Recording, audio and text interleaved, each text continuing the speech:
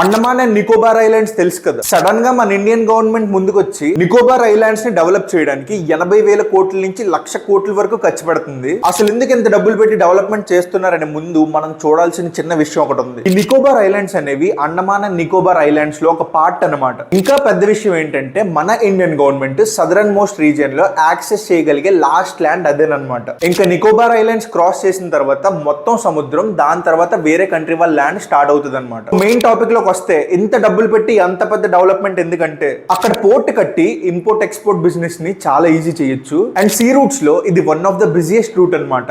వస్తూ పోయే international ships fuel కోసం, లోడింగ్ యాక్టివిటీస్ కోసం ఆగే ఛాన్సులు చాలా ఎక్కువ ఉన్నాయి. And mainly strong defence maintain చేయడానికి కూడా ఇండియాకి ఎవరు వస్తున్నారో చూడడానికి ఇండియన్ నేవీకి, ఇండియన్ సెక్యూరిటీకి చాలా యూజ్ అవుతుంది. దీని వల్ల ఇండియాకి సీ పవర్ చాలా పెరుగుతుంది. ఇంకా పెద్ద పాయింట్ ఏంటంటే షిప్పింగ్ పోర్ట్స్, ఎయిర్పోర్ట్స్ కట్టడం వల్ల చాలా ఎంప్లాయ్మెంట్ పెరుగుతుంది, జాబ్లు వస్తాయి, ఏరియా కూడా డెవలప్ అవుతుంది. అండ్ దీని వల్ల ఒక పెద్ద డిసడ్వాంటేజ్ కూడా ఉంది. అక్కడ ఉన్న నేచర్ కి, అక్కడ ముందు నుంచే ఉంటున్న ట్రైబల్ పీపుల్ కి ఏ మాత్రం నష్టం కలగద్దని కోరుకుంటున్నాను. అండ్ పాలిటిక్స్ లో విజయ్ తలపతి గారు తమిళనాడులో గెలిచిన తర్వాత ఇండియాలో ఈ రోజు one of the trending news అనమాట. అండ్ రేపటి న్యూస్ కోసం మళ్ళీ మన ఛానల్ వచ్చే కొత్త వీడియోతో రెడీగా ఉంటా. And thank you for your lovely support. See you in the next video.